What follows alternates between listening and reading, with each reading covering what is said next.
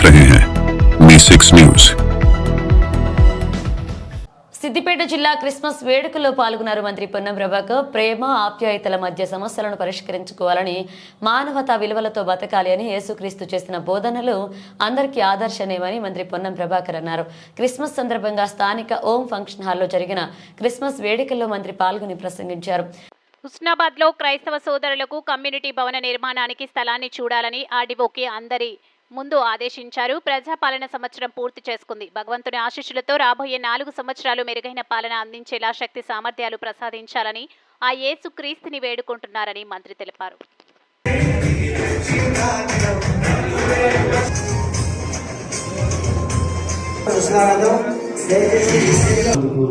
ధన్యవాదాలు తెలియజేస్తున్నా.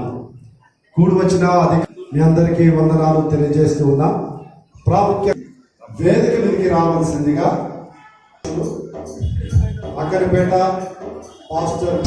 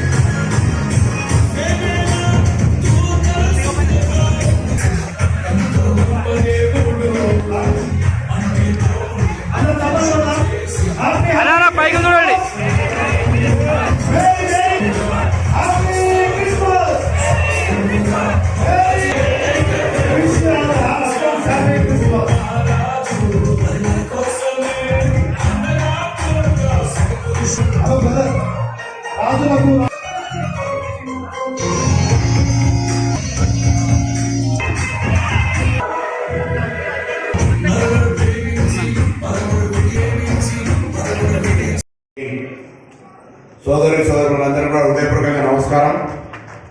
అందరికీ క్రిస్మస్ శుభాకాంక్షలు.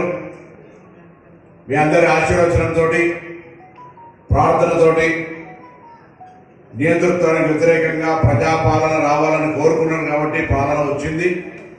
1 సంవత్సరం పూర్తి చేసుకున్న సందర్భంగా మీ అందరి దీవెనలను అడుగుతూ, భవిష్యత్తులో కూడా 4 సంవత్సరాలు ప్రజా సమస్యలకు సంబంధించి పరిష్కరించడానికి, ప్రజా సమస్యలన్నీ ఏమీ లేకుండా ఉండే విధంగా ప్రభుత్వానికి దీవెనలు, ప్రార్థనలు చేసి ఆశీర్వచనం చేయాలని కోరుకుంటూ, పెద్దలు చెప్పినట్టుగా తప్పకుండా ఇప్పుడే ఆర్డీఓ గారితో మాట్లాడినాం. మీరు కూడా రాత్రిగా బాత్రగా అని ఇలా చెప్పి మళ్ళా దాని తర్వాత ఇప్పుడు అడగకపోతే ఇబ్బంది అయితే స్థానికంగా చాలా మంది ప్రజాప్రతినిధులు ఉన్నారు. వాళ్ళందరినీ తీసుకెళ్ళి ఆర్డీఓ గారు విజ్ఞప్తి చేస్తా ఉన్నాం, ఇక్కడనే సూచిస్తా ఉన్నాం. వెంటనే ఆ స్థలాన్ని ఒకటి ఐడెంటిఫై చేసి వాళ్ళకి ఇచ్చే విధంగా తొందరలో, దానికి ఎక్కడ ఎవరు కూడా వ్యతిరేకం కాదు. ఇప్పటికే మనం ట్రైబ్స్ ఇచ్చినాం, మిగతా అన్ని కులాల వాళ్ళకి ఎక్కడ కూడా ఇస్తా ఉన్నాం. కాబట్టి హైదరాబాద్ లో కూడా ఉన్నది కాబట్టి దానికి సంబంధించి ఇక్కడ హుస్నాబాద్ కేంద్రంగా మీ అందరి గౌరవాన్ని పెంచే విధంగా ఆ కార్యక్రమం తీసుకుంటామనే మాట మనవి చేస్తూ, తప్పకుండా మత విశ్వాసం, యేసు ప్రభు యొక్క ఆలోచన విధానం నిత్య నూతనంలో 2000 సంవత్సరాల కింద జన్మించినప్పటికీ కూడా ఇప్పుడు కూడా వారి యొక్క ఆలోచన విధానాన్ని మనందరం కూడా తీసుకొని ముందుకు పోతా ఉన్నాం. ఒకరు మానవ సేవ, మాధవ సేవ అంటారు, సర్వేజన సుఖినోభవ అంటాం, లేకపోతే ప్రభు అందరినీ సేవించమని చెప్తాడు. ఈ విధంగా భావనలు, ఆలోచన, మాట వేరు కావచ్చు, కానీ అందరూ కూడా ఒక మానవిక స్వభావంతో, మానవీయ విలువలతోటి కలిసి ఉండి ప్రేమ ఆప్యాయతల మధ్య బతకాలే. ఘర్షణ లేదా ఇతరత్ర మాటల ద్వారా సాధించేది ఏమీ లేదు. ఏ పెద్ద కఠినమైన లేదా జటిలమైన అంశం ఉంటే కూడా అది చర్చల ద్వారా, పరిష్కారం ద్వారా, ప్రేమ ఆప్యాయతల మధ్య పరిష్కరింపబడితే అది ముందుకు కొనసాగుతుంది.